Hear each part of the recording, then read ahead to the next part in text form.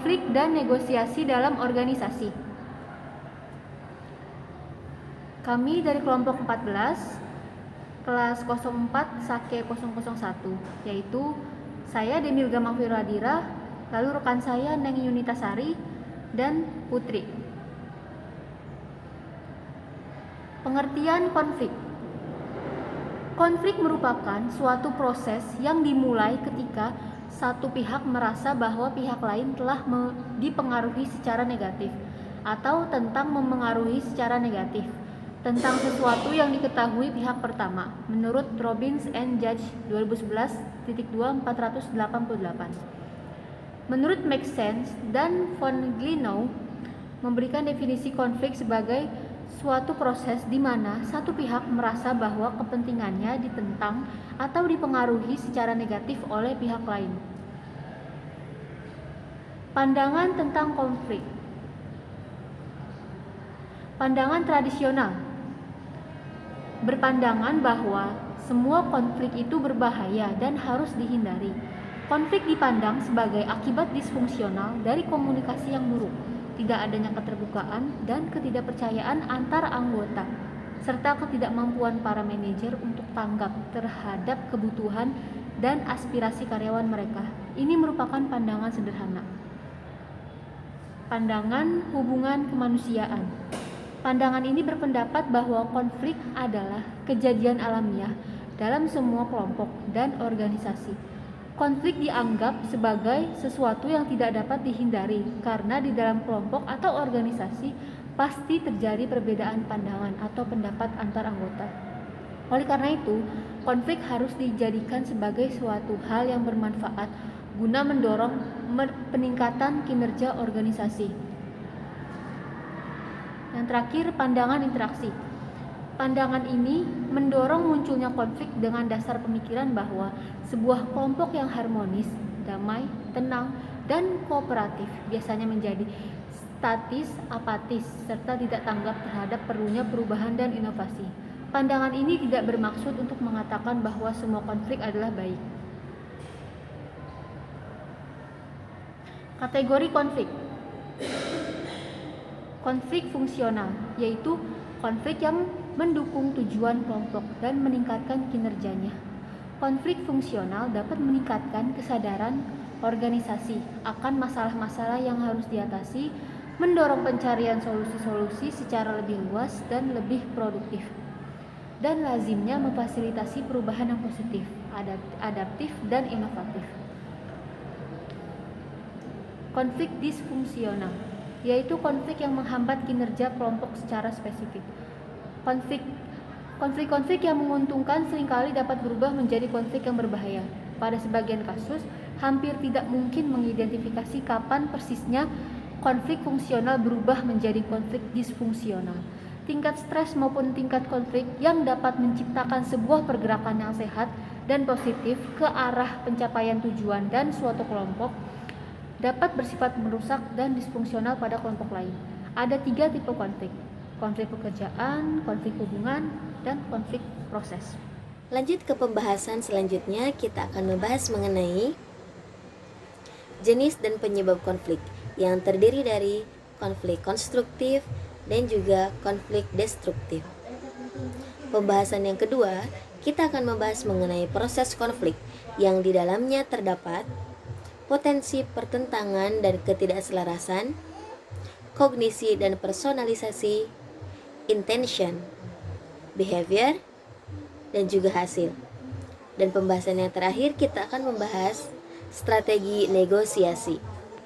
Yang pertama, negosiasi menang kalah dan negosiasi menang-menang.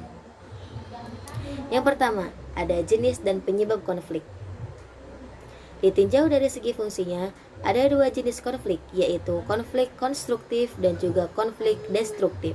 Konflik konstruktif adalah konflik yang memiliki nilai positif bagi pengembangan organisasi, sedangkan konflik destruktif adalah konflik yang memiliki nilai negatif bagi organisasi. Ditinjau dari segi instansionalnya, konflik terbagi menjadi 3 jenis, antara lain konflik kebutuhan individu dengan peranan dalam organisasi, konflik peranan dengan peranan, konflik individu dengan individu lain.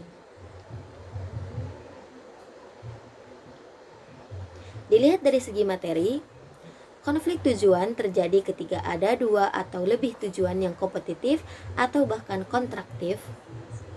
Konflik peranan akan membantu memahami perilaku yang diharapkan dari pihak yang menduduki posisi tertentu dalam organisasi. Konflik nilai muncul karena pada dasarnya nilai yang dimiliki setiap individu dan nilai yang ditunjung tinggi antar organisasi tidak sama. Konflik kebijakan dapat terjadi karena adanya ketidaksetujuan individu atau kelompok terhadap kebijakan yang disampaikan pihak tertentu. Ke pembahasan yang kedua, yaitu proses konflik. Yang pertama ada potensi pertentangan dan ketidakselarasan. Kondisi ini dapat dipadatkan ke dalam 3 kategori. Yang pertama ada komunikasi, yang kedua ada struktur, yang ketiga ada variabel-variabel pribadi. Kedua, dari proses konflik ada kognisi dan personalisasi. Konflik yang dipersepsi adalah kesadaran oleh satu atau lebih pihak akan adanya kondisi-kondisi yang menciptakan peluang munculnya konflik. Konflik yang dirasakan adalah keterlibatan dalam sebuah konflik yang menciptakan kecemasan, ketegangan, frustasi, atau rasa bermusuhan. Ketiga ada intention. 5 maksud penanganan konflik. Yang pertama ada competing, collaborating, upholding, accommodating, and compromising.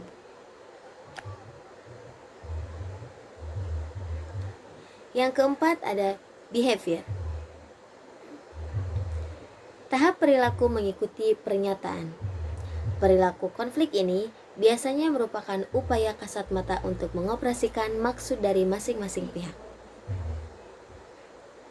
Yang terakhir dari proses konflik ada hasil, yaitu akibat fungsional. Meningkatnya keragaman kultur dari anggota dapat memberikan manfaat lebih besar bagi organisasi. Akibat disfungsional, pertengkaran yang tak terkendali menumbuhkan rasa tidak senang yang menyebabkan ikatan bersama renggang dan pada akhirnya menuntun pada kehancuran kelompok. Dan yang ketiga ada menciptakan konflik fungsional. Salah satu cara organisasi menciptakan konflik fungsional adalah dengan memberi penghargaan kepada orang yang berbeda pendapat dan menghukum mereka yang suka. Definisi negosiasi. Proses yang di dalamnya dua pihak atau lebih bertukar barang, jasa, dan berupaya menyepakati tingkat kerjasama tersebut bagi mereka. Strategi negosiasi. Negosiasi menang kalah atau win-loss. Apapun yang terjadi dalam negosiasi, pastilah salah satu pihak akan menang, sedangkan pihak yang lainnya kalah, atau biasanya dikenal dengan pendekatan distributif. Negosiasi menang-menang atau win-win adalah pendekatan penjumlahan positif. Situasi-situasi penjumlahan positif adalah pendekatan yang dimana setiap pihak mendapatkan keuntungan tanpa harus merugikan pihak lain. Proses negosiasi. Yang pertama, persiapan dan perencanaan sebelumnya bernegosiasi perlu mengetahui apa tujuan dari Anda bernegosiasi dan memprediksikan rentangan hasil yang mungkin diperoleh dari paling baik hingga paling minimum bisa diterima. Yang kedua, definisi aturan-aturan dasar. Begitu selesai melakukan perencanaan dan penyusunan strategi, selanjutnya mulai menentukan aturan-aturan dan prosedur dalam dengan pihak lain untuk negosiasi itu sendiri. Siapa yang akan melakukan perundingan, di mana perundingan akan dilangsungkan, kendala waktu apa jika ada yang mungkin akan muncul. Pada persoalan-persoalan apa saja negosiasi dibatasi? Adakah prosedur khusus yang harus diikuti jika menemui jalan buntu?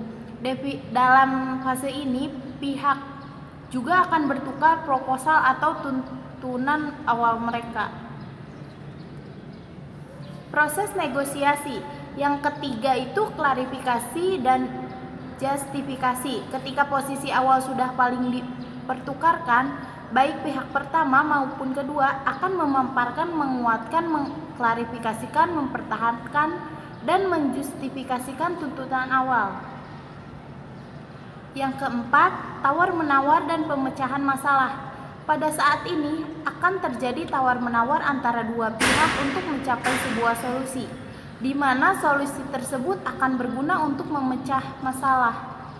Yang kelima, penutupan dan implementasi. Tahap akhir dalam negosiasi adalah memformalkan kesepakatan yang telah dibuat secara menyusun, prosedur yang diperlukan untuk mengimplementasikan dan pengawasan pelaksanaan. Selanjutnya ada negosiasi menggunakan pihak ketiga. Yang pertama, mediasi. Pihak ketiga bertal yang memfasilitasi penyelesaian negosiasi dengan menggunakan bujukan, saran-saran alternatif. Yang kedua ada arbitrase. Pihak ketiga dalam negosiasi yang mempunyai wewenang mendiktekan kesepakatan. Yang ketiga ada konsiliasi. Pihak ketiga terpercaya yang memberikan jalur hubungan komunikasi informal antara perundingan dan lawan. Yang keempat, di sini ada konsultasi. Pihak ketiga netral, terlatih dalam manajemen konflik yang berupaya memfasilitasi penyelesaian masalah kreatif melalui komunikasi dan analisis. Selanjutnya ada strategi manajemen konflik. Yang pertama menang kalah, yang kedua kalah kalah, yang ketiga menang-menang. Nah, yang pertama ini menang kalah adalah strategi ini ada kalanya pihak tertentu menggunakan wewenang atau kekuasaan yang memenangkan atau menekan pihak lain. Yang kedua, strategi ini dapat berupa kompromi di mana kedua belah pihak berkorban untuk kepentingan bersama. Nah, di sini yang ketiga adalah konflik dipecahkan melalui metode problem solving. Metode ini dianggap paling baik karena tidak ada pihak yang dirugikan.